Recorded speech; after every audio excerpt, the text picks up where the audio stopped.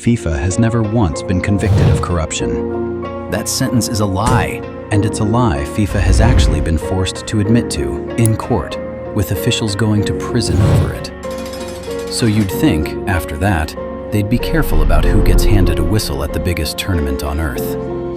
You'd be wrong, because working this World Cup was a referee with a real, documented match-fixing scandal already in his history. Not alleged, not a conspiracy theory posted at 2 a.m. Official record. This is the story of Felix Zwayer, the whistle nobody should have handed him, and everything that happened around this tournament that had fans wondering if the fix was already in. 2005. Germany's second division. A referee named Robert Heuser gets caught taking bribes to fix matches. Real investigation, real convictions. The kind of scandal that makes the evening news and doesn't leave for years. And standing right next to him, working those same matches, is a young assistant referee nobody had heard of yet, Felix Zwayer. Not the mastermind, not the guy who actually took the money.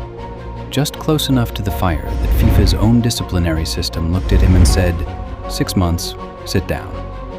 Which is, in football terms, the equivalent of getting benched for being suspiciously good friends with the guy who got arrested. You'd think that's the end of the story, a cautionary tale, a name you Google once and never see again. It is not the end of the story.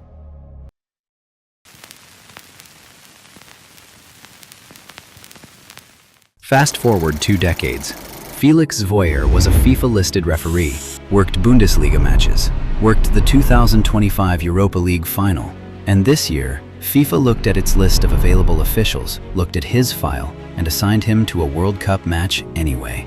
Not a quiet reserve fixture, nobody's watching. USA versus Australia.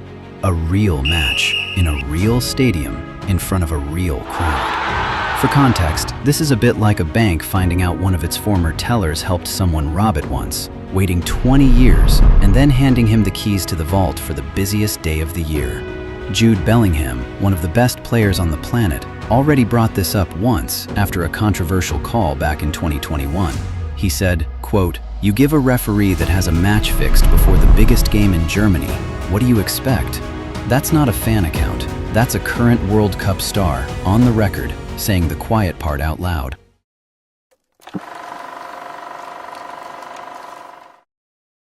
So let's actually check the tape. What happened in that USA-Australia match? Final score, 2-0 USA. Clean. No disputed penalty, no overturned red card. One VAR checked the whole match and it upheld the goal. It didn't reverse anything. By the numbers, this was one of the most boring, uncontroversial matches of the entire tournament, except for one photo. Zwayer and Australia's Aidan O'Neill, close together, mid-match, caught by photographers. No incident report, no quote, no explanation. Is that suspicious? On its own, not really. But context is a powerful thing, and Zwayer's context did a lot of heavy lifting in that photo.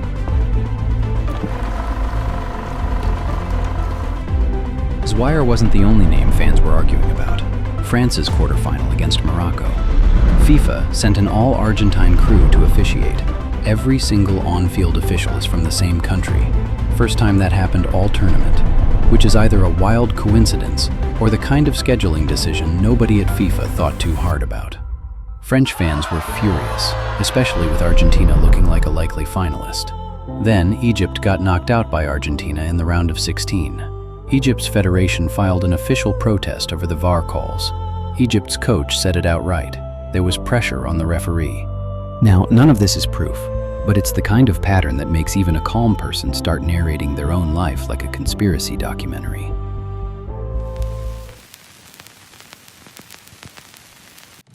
Here's the thing that makes all of this land harder than it would for literally any other sports organization on Earth.